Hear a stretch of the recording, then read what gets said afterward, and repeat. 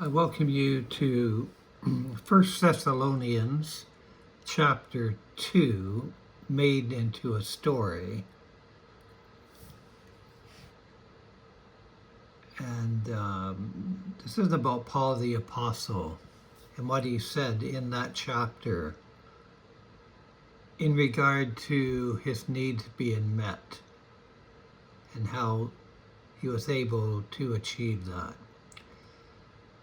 It's called the Weaver's Dawn. In the narrow streets in Thessalonica's harbor, scents mingled with the smoke of forges and the tang of fresh-cut leather. A small workshop hummed before first light. Paul of Tarsus bent over a low table, his hand steadied despite the ache in his shoulders. The oil lamp flickered, casting shadows across bolts of coarse goat hair cloth and coils of sturdy thread. He was no stranger to this labor, tent making, the trade his father had taught him, now his shield against accusation and his means to freedom. The city stirred slowly. Thessalonica was a jewel of Macedonia, its markets alive with Greek merchants, Roman officials, and travelers from every corner of the empire. Yet for Paul, Silas, and Timothy, the past months had been a relentless rhythm.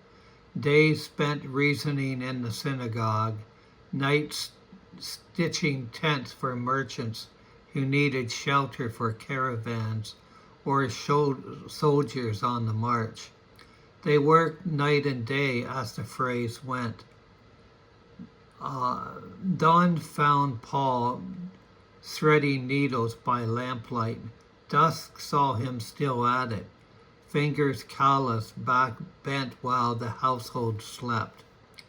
He had come to Thessalonica intent on one thing, proclaiming the gospel of God. The message had taken root quickly among some Jews and many God-fearing Greeks, including prominent women whose homes became gathering places. But opposition rose like a storm. Certain synagogue leaders, envious of the crowds drawn to Paul's teaching, stirred up idle men from the town square, the Agora, to form a mob. They accused the apostles of proclaiming another king, Jesus, turning the world upside down. In the chaos, Jason's house, where the believers met, he was dragged before the city authorities. Paul and his companions slipped away by night to Berea, but the young church remained fragile and watching. From afar, Paul had heard whispers.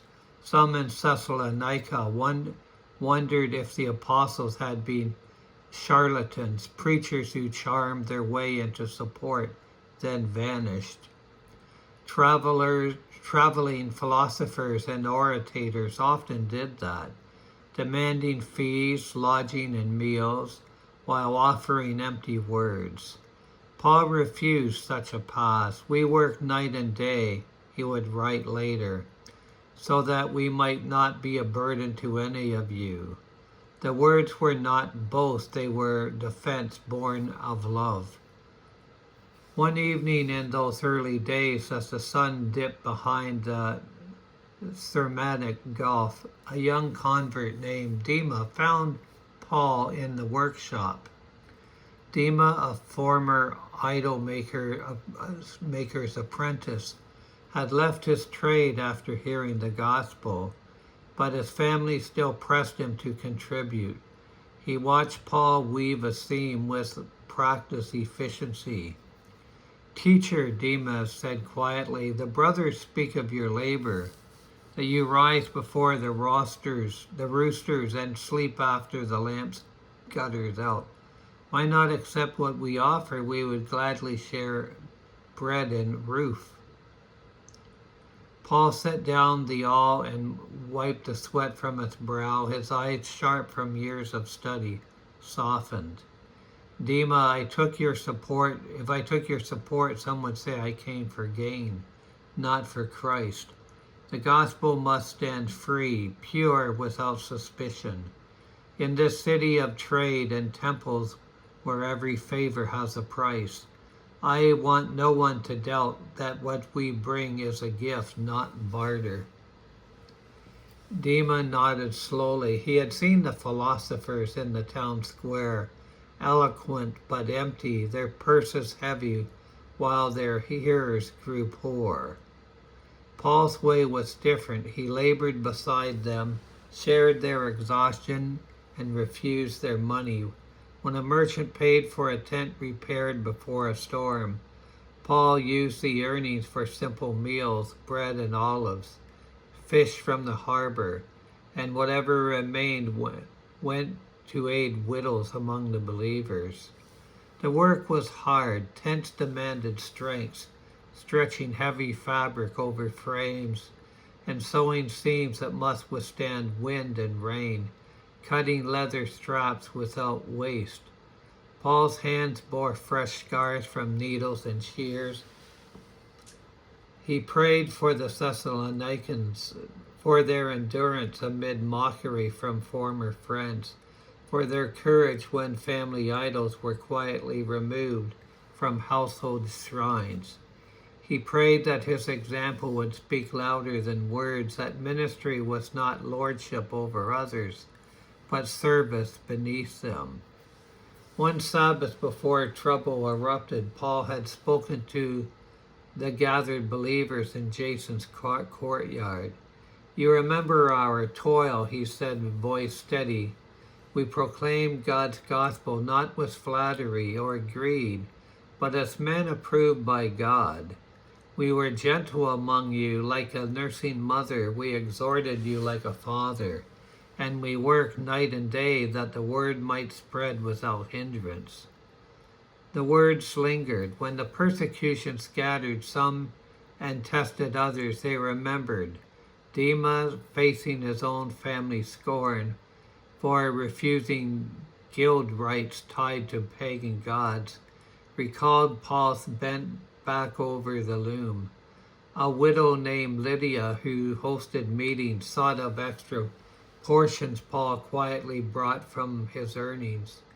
The church grew not because of miracles alone, but because the messengers lived what they preached. Humble, self-supporting, utterly devoted. Years later, when Paul penned his letter from Corinth, the memory of those Thessalonican nights returned. You recall, brothers, our labor and our hardship. Working night and day so as not to be a burden to any of you, we proclaim to you the gospel of God. The words were simple, but they carried weight.